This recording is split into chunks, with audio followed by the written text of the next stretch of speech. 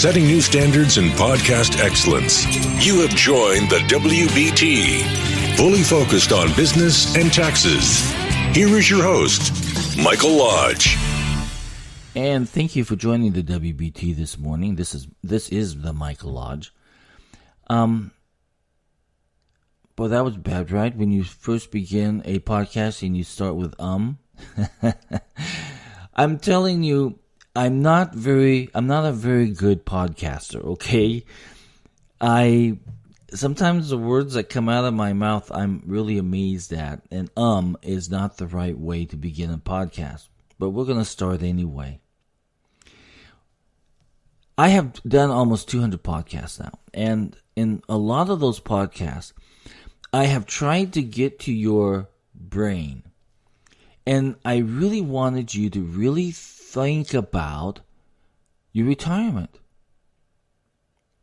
I see a lot of clients that come into my office, and in preparing their tax return, they're talking about their personal finances, and I can tell you that I'd probably say about 80% of them are not prepared for when they retire. They haven't done any planning. They don't have any 401k plans, they don't have any IRA plans done. They have not focused on it. So I'm going to give you 4 reasons why you probably will not retire. Okay? So, one of them that you need to really think about is you feel that your Social Security is going to cover your bills. Let me tell you, you're further from the truth, and that's going to set you up for problems later on. A big reason so many working Americans don't prioritize retirement savings is that they're convinced that their SS or their Social Security income will suffice in paying the bills. I'm telling you right now, it doesn't. Because by thinking that way, you are setting yourself up for a disaster. That's because even in the best case scenario, Social Security was and is only designed to replace roughly 40% of the average worker's pre-retirement income. So if we look at that, and given that most seniors need at least 80% of their former earnings, and that Social Security is facing potential cuts that could slash benefits, probably within the next 2 decades. Relying on Social Security alone means you might find yourself in a position where you have to work to keep up with your expenses. And I see so many of clients that have retired who are still working because Social Security does not meet their expenses. They haven't planned for it. The second reason why you probably will have to work is you're saddled with debt. Let me tell you, Americans are not strangers to debt, as evidenced in the fact that 20% think they'll take their debt with them to their grave. That's a sad thought. How many times have I talked to you about getting rid of debt? I feel that debt is evil. It needs to go.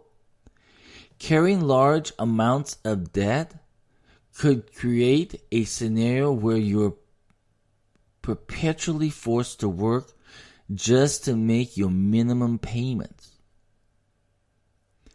And if you're thinking of filing for bankruptcy and retiring thereafter, think again. Because for one thing, not all debt are dischargeable in bankruptcy. But more important than that, if you ruin your credit when you're older, you'll have a really hard time getting financing for just about anything. This means that you'll need to be prepared to always have cash on hand to cover your expenses.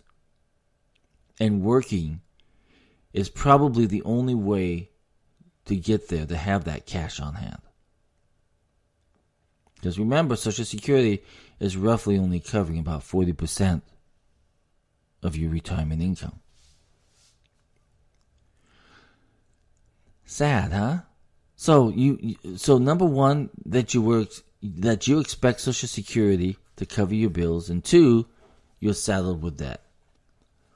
The weight's getting heavier now, isn't it, as you're thinking about retirement? So let's talk about the third reason. You're not willing to compromise on your lifestyle. It's natural to grow accustomed to a certain lifestyle during your working years, and there's certainly nothing wrong with enjoying a comfortable home or a nice car when you're bringing home a large enough paycheck to pay for those luxuries.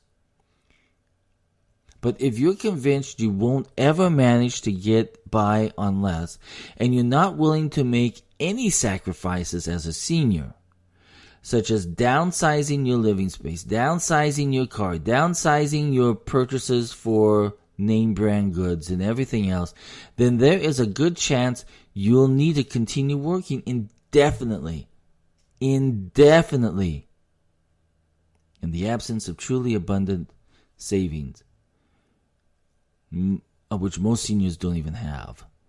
You simply won't have enough means by paying the bills. I tell you, I started downsizing my lifestyle many, many years ago. In fact, when I started my firm, I said, I am not going to have any debt. The only debt we ever had in the firm was for a car. Everything else was paid based upon what cash flow we had. So we worked hard to generate cash flow to be able to pay off everything. Today, my house is paid off. Cars are all paid off. I downsized and got rid of all of the BMWs that I owned and the high-end items that I owned. And I'm living without debt. All I have is my monthly expenses, and that's it. But I planned that a long time ago. Now I am at 60, and I'm debt-free.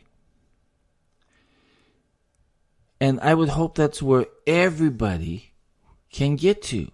Remember, debt is bad, and you need to get rid of it as quickly as possible because it can get you into a lot of trouble. Now, the fourth thing that may make you continue to work after retirement is that you love what you're doing. You love your career. And you can do it on your own schedule. Unlike the first three items on this list that we talked about, here's a talking point that's not negative. You love what you do.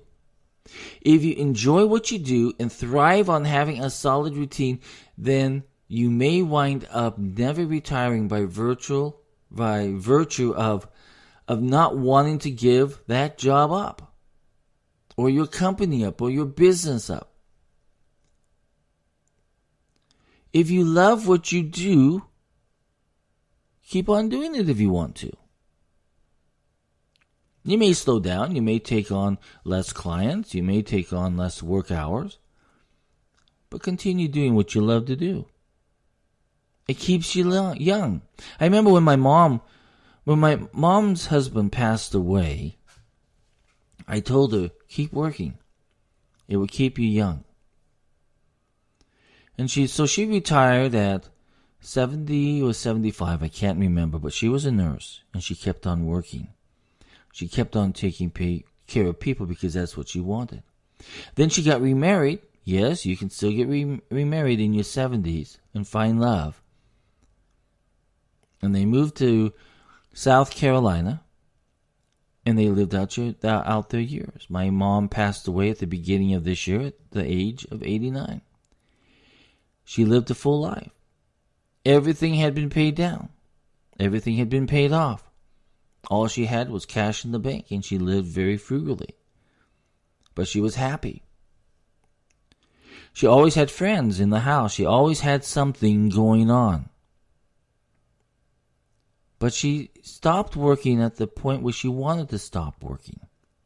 She enjoyed what she loved to do. So those are the 4 reasons why you probably will have to work until after you're retired.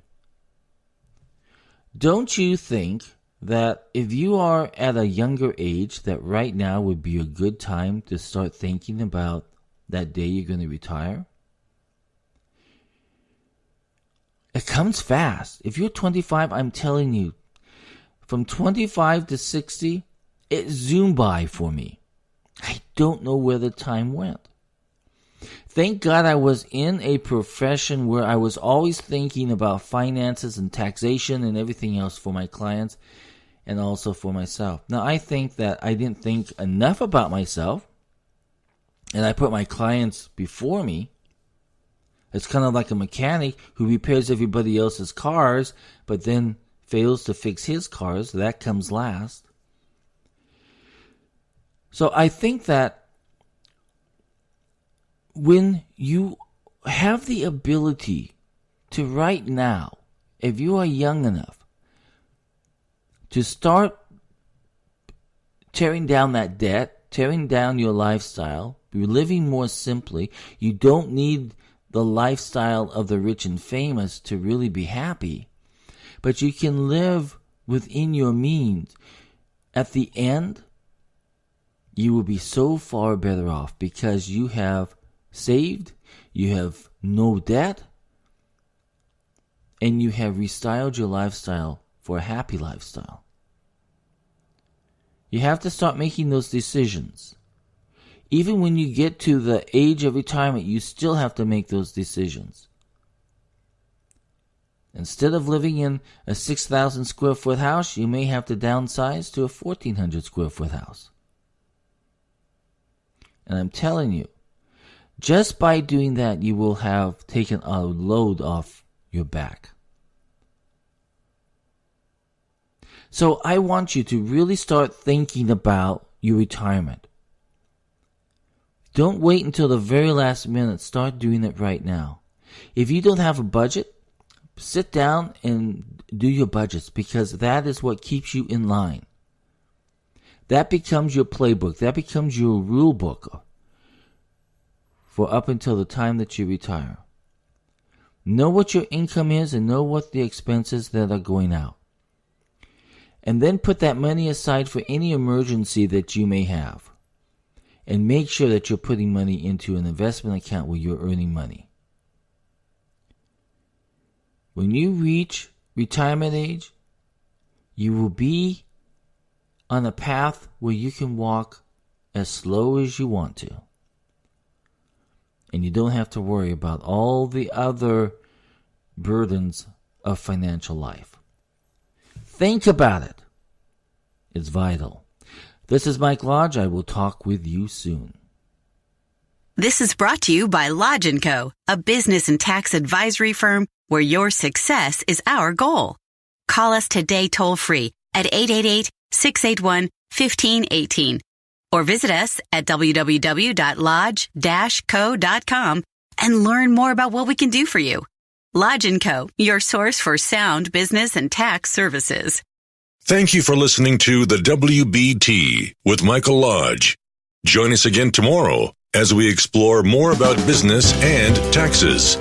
Follow us on iHeartRadio and go to our podcast website at www.wbtpod.com and listen to all of our podcasts and read our blogs.